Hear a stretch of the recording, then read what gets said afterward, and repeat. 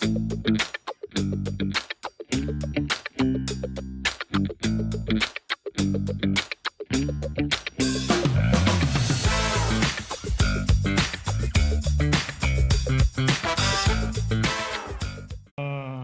mawawala ang kaba kapag umakyat dito. No? I think it's been a month or 1.5 months from my last sermon. But anyway, I'm so blessed to be used by God again to share His message today. Sabi nga ni walang ka-energy. Palakpak naman. Amen. Amen. Good afternoon, church. My name is Brother Jay. I'm one of the volunteer pastor here at Christ Corridor, Ponoka. And it's a busy week, eh? Busy week, but God is faithful. Sino rito napupuyat sa gabi? Napupuyat sa gabi? Yeah. Kami napupuyat kami ni Kim because we have a new series that we watch every night. Yeah, it's a very good series. Yeah, and at one time we went to Red Deer. We can't help ourselves but, plug in the phone so that we won't miss the series. And the title of the series is the Flood Control Project Senate Hearing, Blue Ribbon Committee. We're so hooked. Hindi namin talaga maiwanan.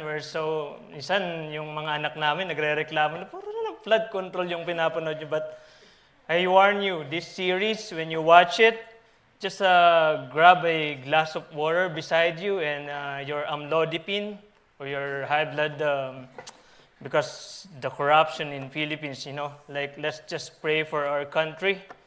And we pray that our Lord will give them wisdom, knowledge, and how to handle our funds there. Amen?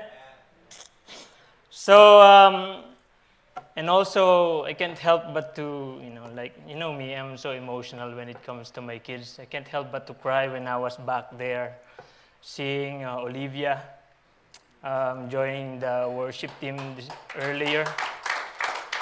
And also Raphael when he read the scripture reading. And also Kim, she's part of the ushering team. And, siguro sa ating mga pastor o sa ating mga Kristiyano, wala tayong ibang gustong ipamuhay kundi yung, as for me and my house, we will serve the Lord.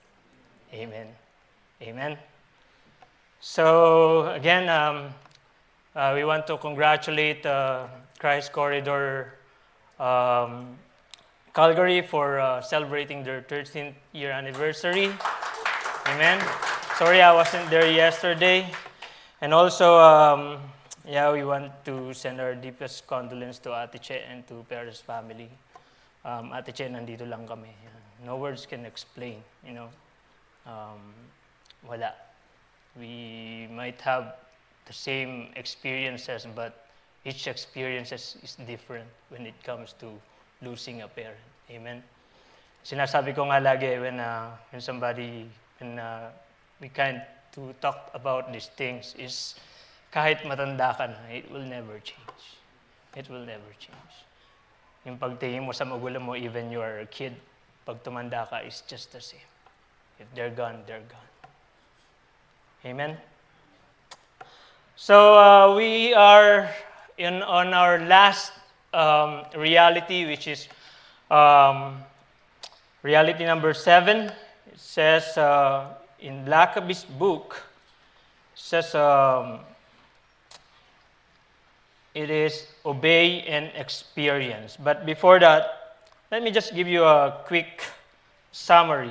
And this just came from the book. So it says here, even today, God is reconciling a world to Himself. Amen? Naniniwala ba tayo ron? Because He loves you, He wants to involve you in His activity. And that is God's work. Amen? Says here, He begins by pursuing a love relationship with you. And that is our reality number 2. It means relationship. Right? And then, He invites you to become involved with Him in His work. And that is invitation. He relates to you. He discloses Himself, His purpose, and His ways. It means that God speaks to you through prayers, when you're doing Bible study, through your brothers. And if you want to experience God's mighty power at work in you and through you, you must walk in faith. So you're going to encounter crisis of belief. And make major adjustment last month, says adjust and obey whatever God tells you to do. Amen? So again, we are in reality number 7. It says here, you come to know God by experience as you obey Him, and He accomplishes His work through you. Amen? So now we are in reality 7. So this is about Abraham. I will try my best, right?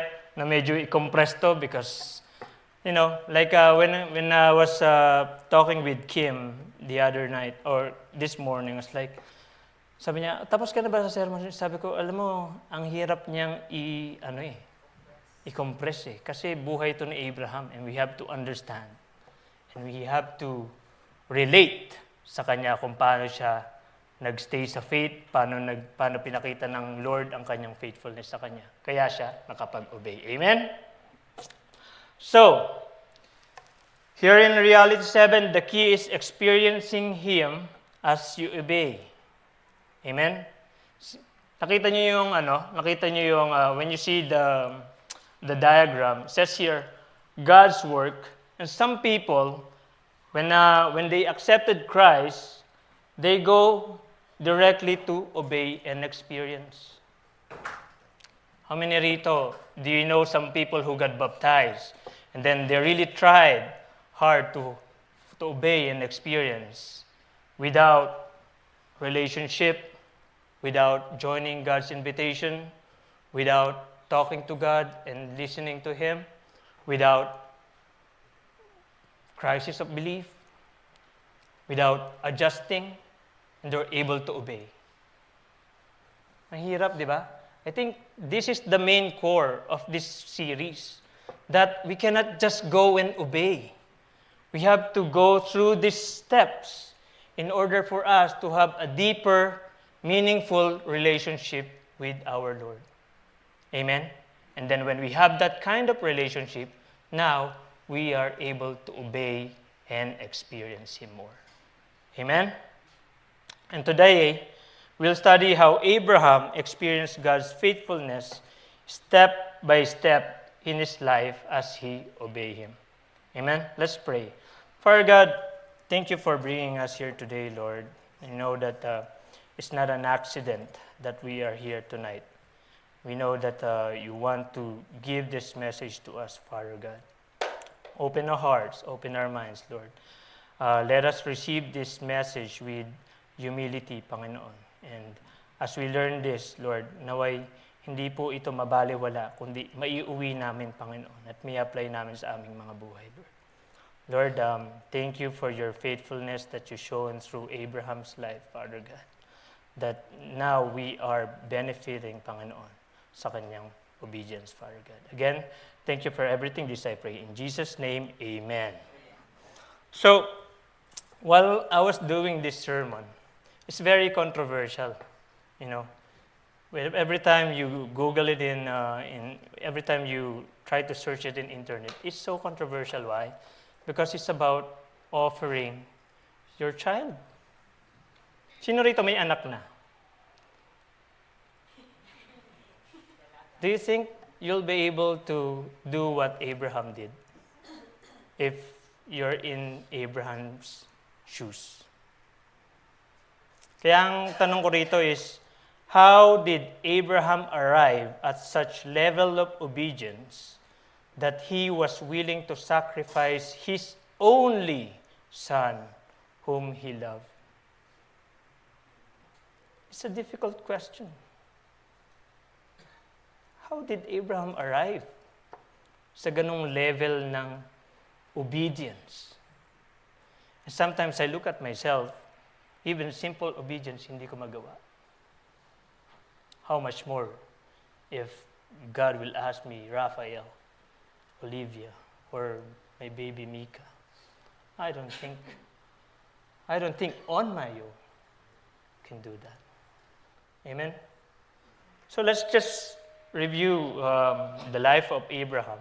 It says here, now it came about after these things that God tested Abraham. Now it came about after these things. What are these things? What happened before this monumental event in Abraham's life? So let's start in Genesis 12:1. It says here, now the Lord said to Abraham, go forth from your country and from your relatives and from your father's house and the land which I will show you. And I will make you a great nation. I will bless you and make your name great, so you shall be a blessing. Number 3, and I will bless those who bless you, and those who curse you I will curse. And in you all the families of the earth will be blessed. So there's a precept or a command, and then there's a promise, right? So the command is go forth, di ba? From your country, from your relatives, from your father's house. Ibig sabihin, iwan mo kung saan ka nakatira and pumunta ka sa pinapapunta ko sa iyo. Kung saan lugar kita gustong pumunta. Amen? That's a command. And what's the promise? He said, I will make you a great nation. I will bless you. So that's a material blessing. Second is, the one who curses you, I will curse. That's a protection. Amen? And 3, and all the families of the earth will be blessed. That's kind of prophetic promise. So what did Abraham obey? Yes, he obeyed. He said, so Abraham went as the Lord had told him, and Lot went with him. So, tapusin na natin doon. So, nag-obey siya. Pumunta siya kung saan siya pinapapunta ng Panginoon. Then, he was tested. On the same chapter, he says here, now there was a famine in the land, and Abraham went down to Egypt to live there for a while because the famine was severe. But the question is, inutusan ba siya ni Lord na umalis? Sinabi ba ni Lord na pumunta ka ng Egypt?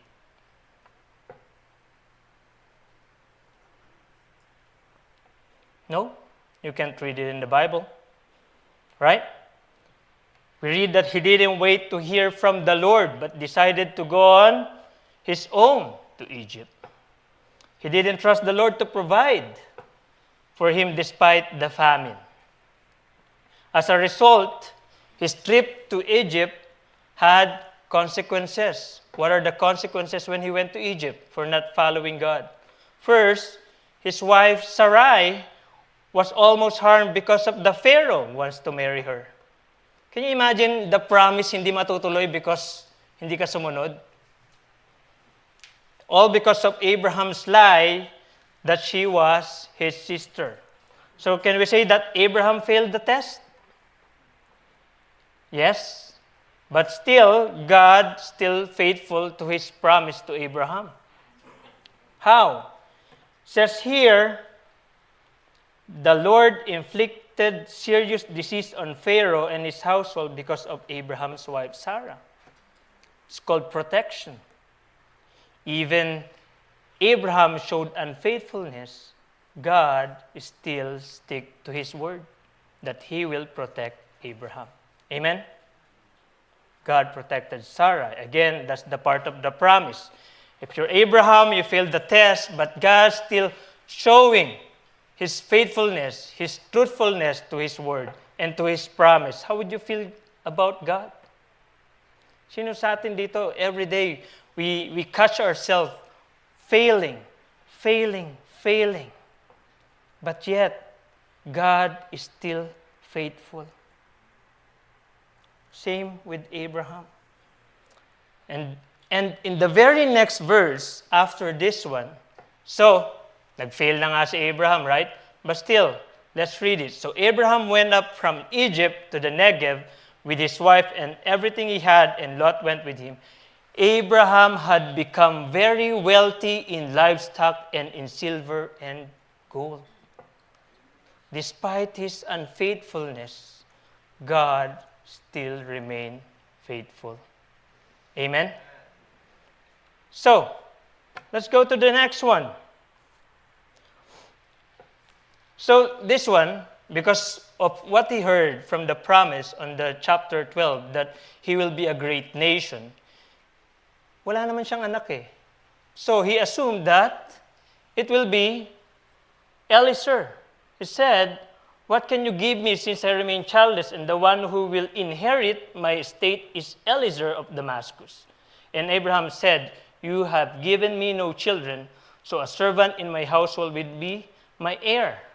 Sabi ni Lord, then the word of the Lord came to him, "This man will not be your heir, but a son who is your own flesh and blood will be your heir." So there's another promise. Ang promise, you're gonna have your own son from your own blood and your own flesh. Amen? So, it says here, Abraham believed the Lord and he credited it to him as righteousness. So, may bago na naman promise, and then Abraham believed. Right? So, now that Abraham has an idea that he will gonna have a son, but the wife is too old to get pregnant. So, nag-assume na naman siya na maybe he will not coming from Sarah. So Sarah came up with an idea, said, "The Lord has kept me from having children. Go sleep with my slave. Perhaps I can build a family through her." And a typical husband says, Abraham agreed to what Sarah said.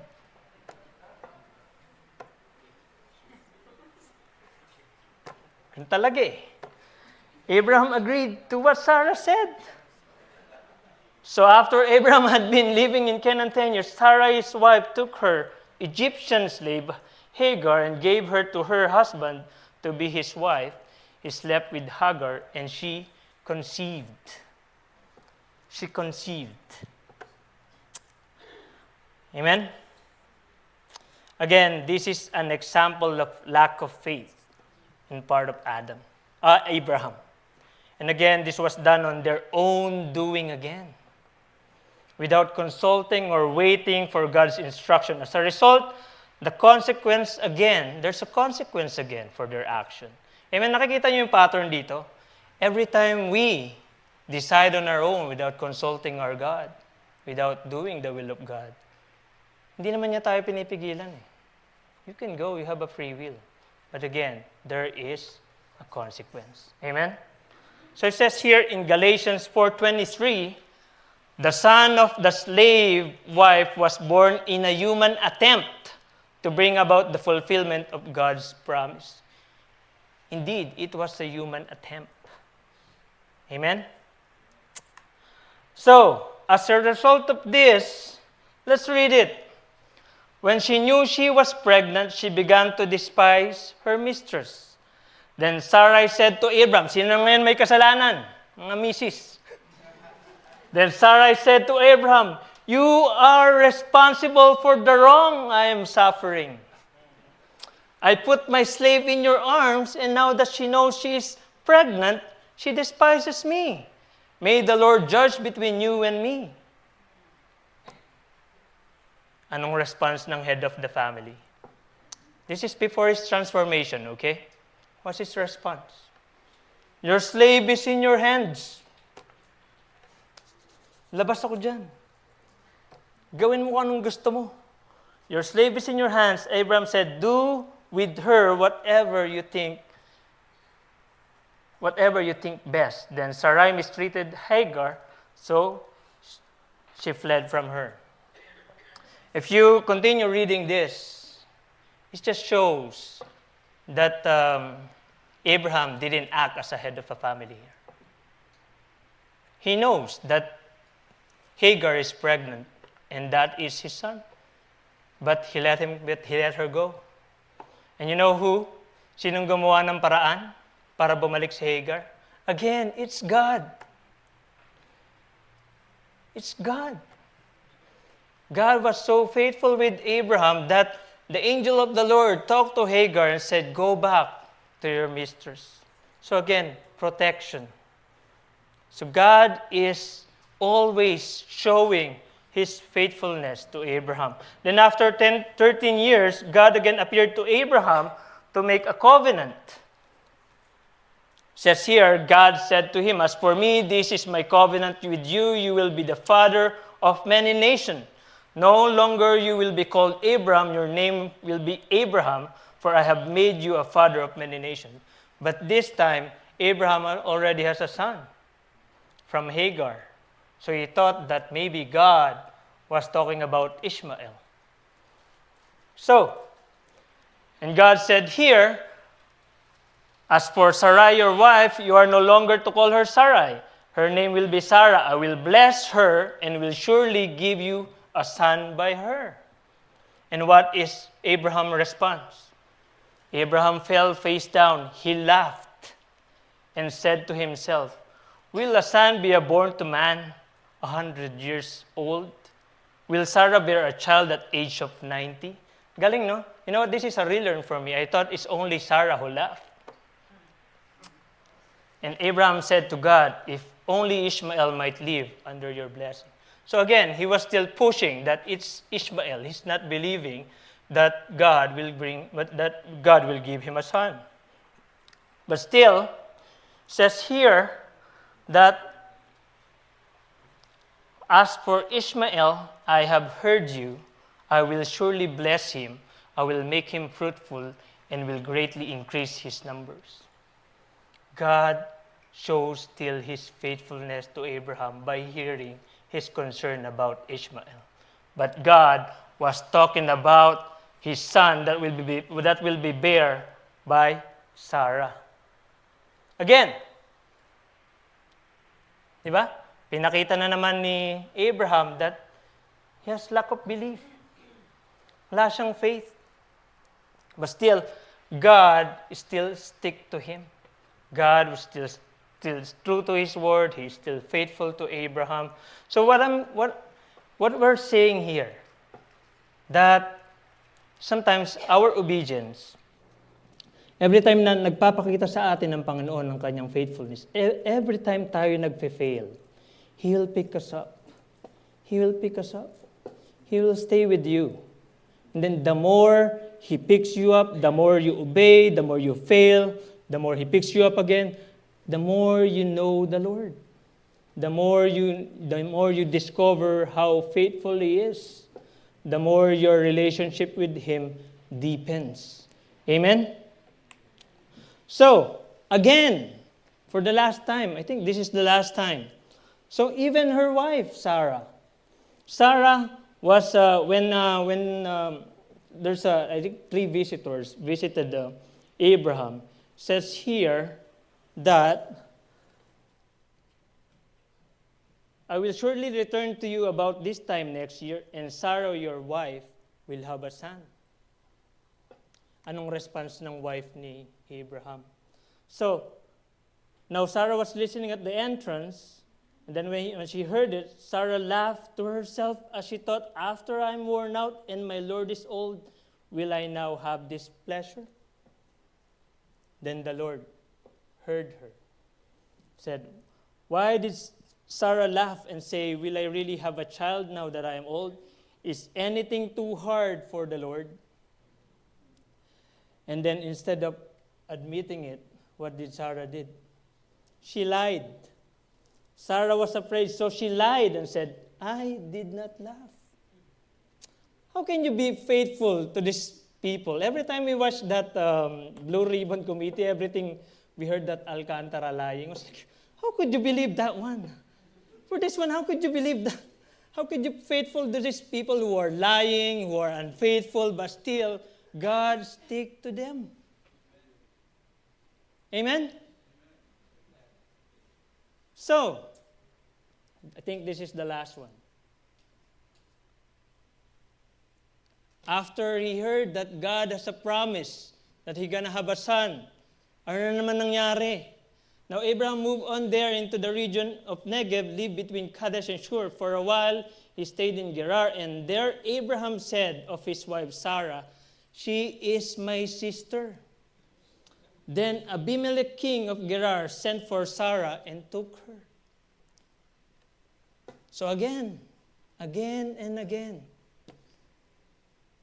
Hindi ko siguro maisip kung si Kim, no, sasabihin ko may pumoporma. Sister ko yan. Di ba? I think hindi ko makakalimutan when I was here when I just attended here, one of the members thought that Kim was my daughter. Could you believe that? Sabi niya, bro, yung anak mo nandun. Sino? Si wife ko yan. Ay, kala ko anak mo. Kinonfirm niya pa talaga. Anyway, wala na siya dito sa church, but hindi ko siya makakalimutan. I'm gonna pray for her tonight. And I think I already freed myself from that tampo. So again, she put Sarah again in danger.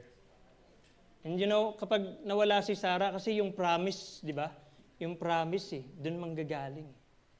Again is about disobedience and unfaithfulness. It's about not trusting the Lord. And what is his excuse this time? He said, there is surely no fear of God in this place, and they will kill me because of my wife. Do you believe that?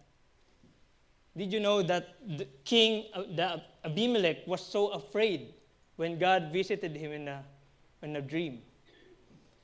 To the point na nanginginig pa siya nung kinonfront niya si Abraham na, bakit mo ito ginawa? But Abraham here saying that there is no fear of God in this place. I think what the truth is, he has no fear of God. He feared Abimelech more than God. That's why he lied. Amen? And this is the first time the fear of God used in the Bible. So, again and again, we are seeing that it was God who was faithful to them. He is true to His words when for sure every time they experience God's faithfulness in their lives, little by little, their faith on Him increases. Amen? Ganon din ba tayo? Every time we look back and every time we see how God is faithful in our lives, then our faith increases. Amen? Their relationship with Him deepens, and so as their trust on Him. And then this is the ultimate promise. Said, now the Lord was gracious to Sarah, as He said, the Lord did for Sarah what He had promised. Amen? The Lord did for Sarah what He had promised. And not only that, at the very time God had promised him, sa eksaktong araw, sa eksaktong taon, sa eksaktong kung kailan itinakda ng Panginoon ang kanyang pangako, doon nangyari ang katuparan ng kanyang pangako. That's how great our God that we serve. That's our God we serve. That's our God we worship. Amen? It says in Numbers 23:19, God is not a man that He should lie, or son of a man that He should change His mind. Has He said, and He not do it? Or has He spoken, and He will not fulfill it? So my first point is just Abraham's faith grew with each new revelation. Your trust in God will deepen as you consistently see His faithfulness unfold throughout your Christian's journey. Your trust in God will deepen as you consistently see His faithfulness. Every time in your Christian life, as you look back and nakikita mo how faithful God to you, even you are unfaithful, then your trust in God will deepen. Your relationship with Him deepens. Amen? So, as you come to know the Lord more deeply and experience how faithful He is to His promise, even when you are unworthy, even you don't deserve it, your trust and faith in Him grows stronger. Just as Abraham, when we first Christian, our relationship with God was not that tested. Nung bago pa lang tayo, right? I think when we got baptized, yung mga testing mo, medyo ano pa medyo madadali pa, yung parang papray ka ba sa gabi, ganyan, or nagsisimba ka ba, madalas ka ba magsimba, ganyan lang yung mga testing sa'yo, yung hinihingi sa'yo yung obedience ng Panginoon. But when we are new to the faith, the Lord asks us to obey things that yet not difficult. Yun yung sinasabi ko, hindi siya mahirap. But as we mature and go deeper, there are times when our faith and trust in Him are tested. Yet, He remains faithful to us, and we experience His goodness in our lives during these times of testing. Sino rito ngayon, sa oras na to, may testing? Alam niyo sa buhay niyo yun Right? Sino rito tinetest ng Panginoon sa season na to? In turn, that testing leads to a deeper relationship and knowledge and faith of Him. Why? Because every time you experience testing, you became more closer to Him. Amen? So, yet He remains faithful to us and we experience His goodness in our lives during these times of testing. Amen? So, why faith is important to obedience? Bakit? Bakit mo kailangan ng faith para sumunod? Diba? I think kanina when I was sitting there listening to the worship, who among here worship by faith? Worship by faith. You know what I mean? When we say we worship by faith, is we worship Him for what we know of Him, of His character. Where you just don't stand here and sing, because that's just singing. But if you are singing from the bottom of your heart, because I'm singing, I'm worshiping because the Lord that I'm singing to is the Lord of Lords, He's the King of Kings, and He is worthy of all my praise. That's different, di ba? What if you're playing drums or you're playing guitar? How can you serve God by faith? How can you do ministry by faith? That's obedience, right? Obedience yan. Yung pagtugtog, yung pagtayo rito. But how can you obey by faith? For example, you are playing drums, right? You are playing drums, but at the back of your mind, every palo is for the Lord. Because I know that He deserved praise. He deserved to be worshipped. And I'm here, I'm an instrument now for these people so that we can worship Him together. That is by faith. That is obedience by faith. Now, let's just go to more simple things. How about giving? Some people, I can admit that when I was in my early walk-up Christian life, it's really hard for me to give. It's hard. Diba?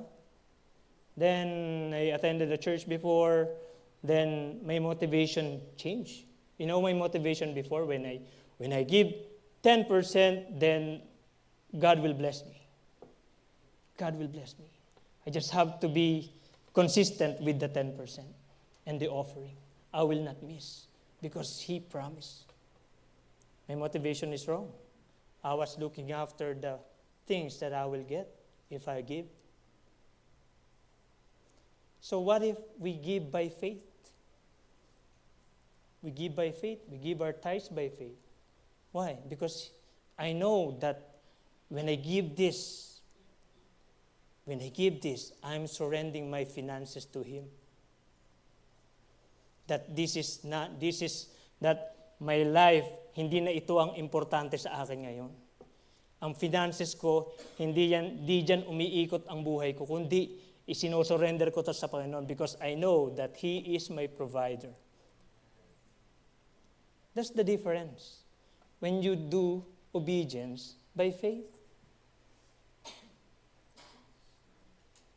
Or pornography? How about premarital sex? Minsan hirap umobey dyan. But what if you obey by faith? Because I know God wants me to be pure. God doesn't want me to suffer yung mga bagay na makakalason sa isip ko. What if God is preserving me for somebody, di ba? God is preserving my pureness or my purity for somebody. He is, nire-reserve niya ako para sa isang tao. Because I know He loves me. He created me in His image. That's how to obey by faith. And for Abraham, he was able to obey because of the series of his failure, but still, God remained faithful to him. Nakukuha niyo ba? Right? Minsan, because we are trying to obey on our own. We are trying to be transformed on our own. But we don't see na yung kung ano yung ginagawa sa atin ng Panginoon. When we look at that, when we, parang yung kanta kanina, gratitude, right? When we look at that, then it's easy for us to obey because we know who are we obeying to. It's not blind obedience, it's not forced obedience anymore. Amen? So, like Abraham, God taught him to trust Him step by step until he succeed. Until sumakses siya. Diba, alam niyo ba yan, sumakses? Ito, paparinig ko sa inyo. Success ka eh. Bigla kang sumakses eh. Pero, step by step lang. Amen. Step by step pa lang. So, ang Panginoon, tutulungan ka niya, hindi ka niya bibiglain. Di ba? Hindi ka niya yung tipong, when you can you imagine that on the first command of God to Abraham, sasabihin niya agad, i-offer mo sa akin. I-offer mo sa akin si Sarah. It's hard. Amen? So, let's now go back to our main text. God prepared Abraham for this moment. God did not ask him to make such significant sacrifice at the beginning of their relationship. God waited for Abraham to develop a deep level of trust of him before giving him this kind of test. My next point is, as you grow in faith, God will entrust you with challenges that are perfectly suited to stretch you and bring you into a new level of intimacy with Him. Amen?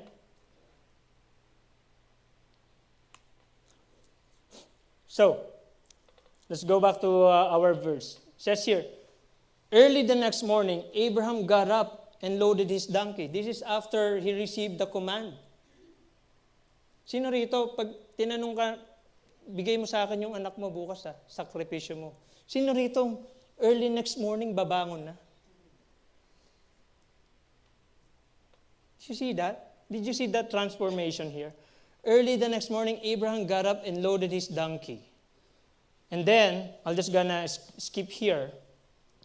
He said to his servants, stay here with the donkey while I and the boy go over there.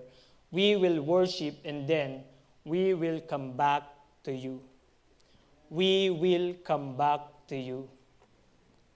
He sounded so confident that he will come back with Isaac. How could they be sure? Bakit siya ganun ka-sure? The answer is experience. Experience.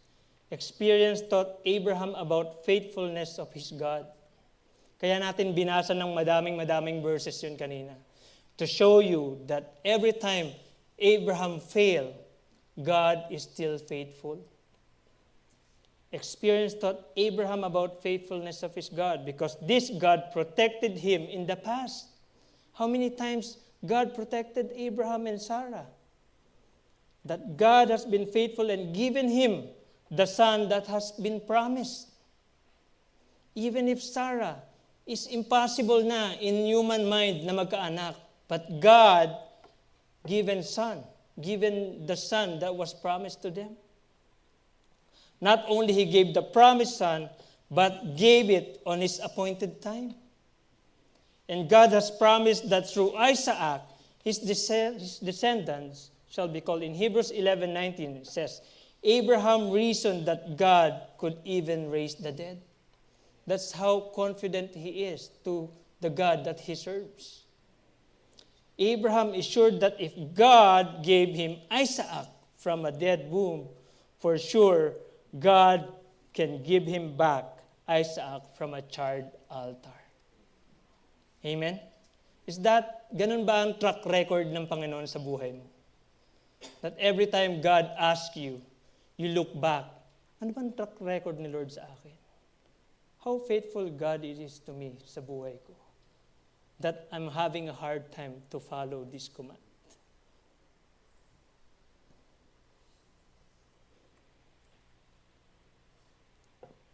Abraham took the wood for the burnt offering and placed it on son Isaac, and he himself carried the fire and the knife. As the two of them went together, Isaac spoke up and said to his father Abraham, Father, this is heartbreaking. Yes, my son, Abraham replied. The fire and wood are here, Isaac said, but where is the lamb for the burnt offering? Abraham said, God Himself will provide the lamb for the burnt offering, my son. God will provide. God will provide. Amen? So remember my parents every time. We're short, God will provide. God will provide. Why? Because when you look back at the track record of the Lord in your life, yun yung paghuhugutan mo eh. That's who He is. That's your faith. That's your experience. That's personal experience. That's why personal experience, personal encounter with God is so vital to your faith.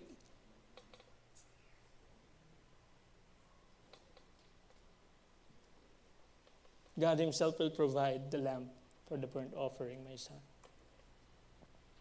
When they reached up the place God had told him about, Abraham built an altar there and arranged the wood on it. He bound his son Isaac and laid him on the altar on the top of the wood. He didn't even say here that Isaac struggled. You know why? Because I think he was seeing his father being so trustful to the God that he serves. Ano mo yun? Siguro meron ba kayo sa bahay na parang lagi na lang nagwo-worry? Di ba ano yun eh? Nakakahawa. No? But if you are surrounded with people who have a strong faith, I think you'll be able to follow their lead eh. Niwala kayo doon? Says here, then he reached out his hand and took the knife to slay his son. Can you imagine? But the angel of the Lord the angel of the Lord called out to him from heaven, Abraham, Abraham, here I am, he replied. Do not lay a hand on the boy, he said. Do not do anything to him. Now I know that you fear God, because you have not withheld from me your son, your only son. Remember earlier when we talked about Genesis 20, when Abraham pretends that Sarah was his sister? He said that there's no fear of God in that place. But it turns out that he is the one that has no fear of God because he's more afraid of the people in that area. But here, things have changed. Things have changed. There's a transformation. That's why the angel of God, as he stops Abraham from sacrificing, Isaac tells Abraham, now that Now I know that you have feared God. The one who had no fear of God 2 chapters ago now had become the one who feared God after experiencing God's faithfulness to his life. Amen? After you experience God's faithfulness. Lastly, God won't take a shortcut in his process of making you like Christ. Transformation, sanctification. It's a long process, mga kapatid. In our walk of faith as Christians, there are times that we think we can transform on our own. Sometimes we are trying so hard to be transformed on our own. We do this, we do that. That's why sometimes ang paglilingkod hindi na masaya because pilit. We try to credit it to ourselves after. Our obedience is forced and not from a willing heart. That's why it's not surprising that many who accept Christ with this kind of mentality doesn't last. They find it too difficult because it's a constant struggle. You haven't truly to come to know the Lord or have a relationship with Him. Mahirap yun, mga kapatid. Instead of giving Him a chance to work in your life, you are the one doing all the work. Amen? And all we have to do is to surrender. And as we continuously knowing Him deeper and deeper and will develop a deep love for Him to the point that He is our everything, that we'll be able to love Him with all our heart and our mind and our strength. And for Abraham, he was manifesting the fear of God. And what does it look like? It says here, do not lay a hand on the boy, he said. Do not do anything to him. Now I know that you fear God because you have not withheld from me your son, your only son.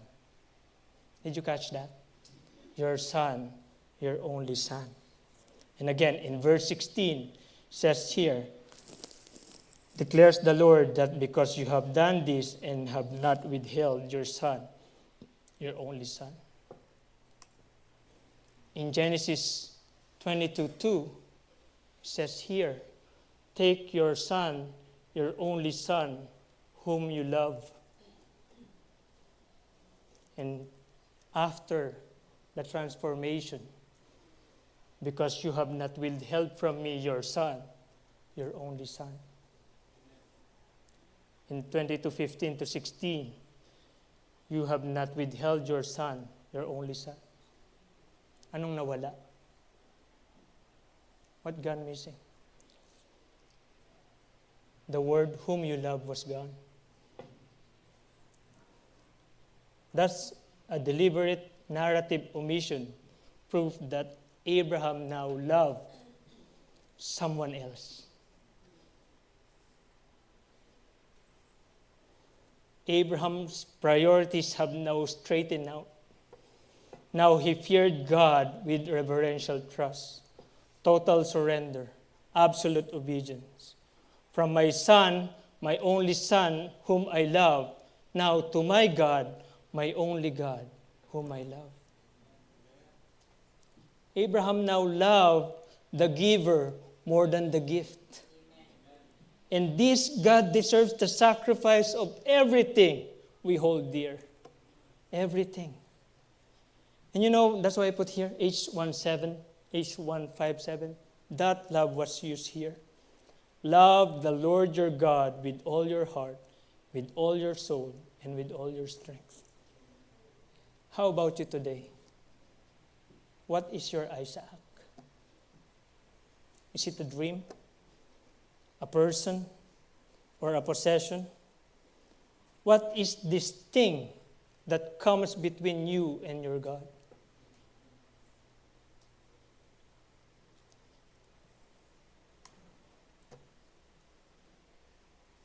Abraham looked up, and there in the thicket he saw a ram caught by its horn. He went over and took the ram and sacrificed it as burnt offering instead of his son. So Abraham called that place, the Lord will provide. The Lord will provide. Mga kapatid, kanina ang tanong ko is, ano kaya, paanong nag-arrive si Abraham sa ganong level ng obedience?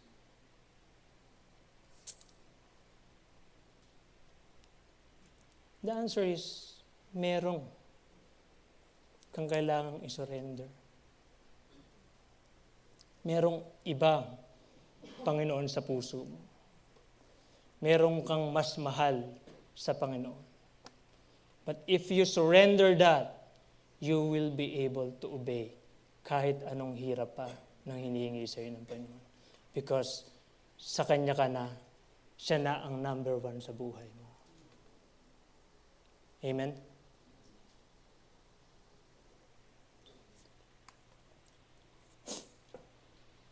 It says here, your descendants will take possession of the cities of the enemies, and through your offspring, all nations on earth will be blessed because you have obeyed me. Remember the first promise which was given to Abraham in chapter 12, it says, and in you all the families of the earth will be blessed.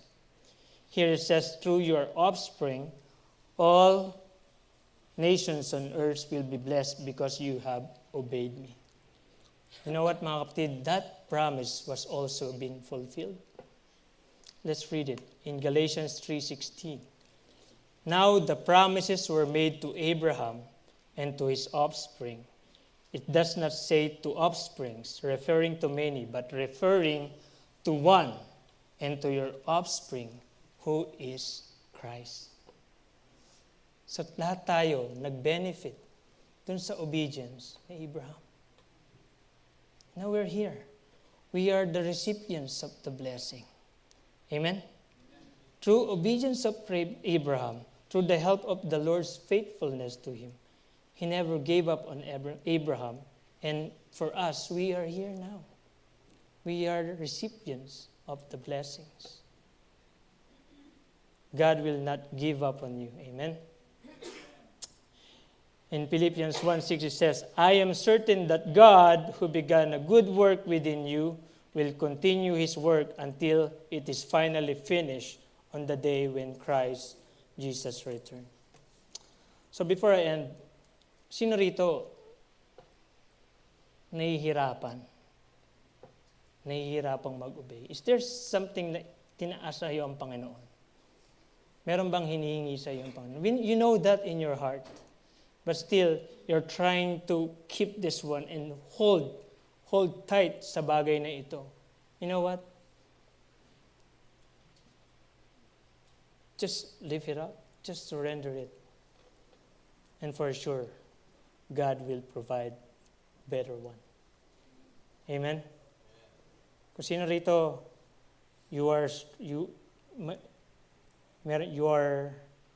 God is trying God is commanding you to surrender this kind of relationship.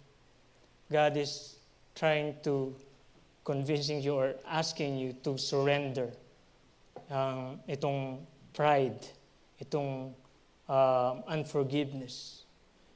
And all you have to do is offer it to him and make him the Lord of everything. Make him number 1 in your life. Make him the priority of life. Amen? So, my main idea is a deep relationship with God and a proven track record of his faithfulness lead to a profound transformation, which in turn enables you to obey his most difficult commands. Amen? Amen. Praise God.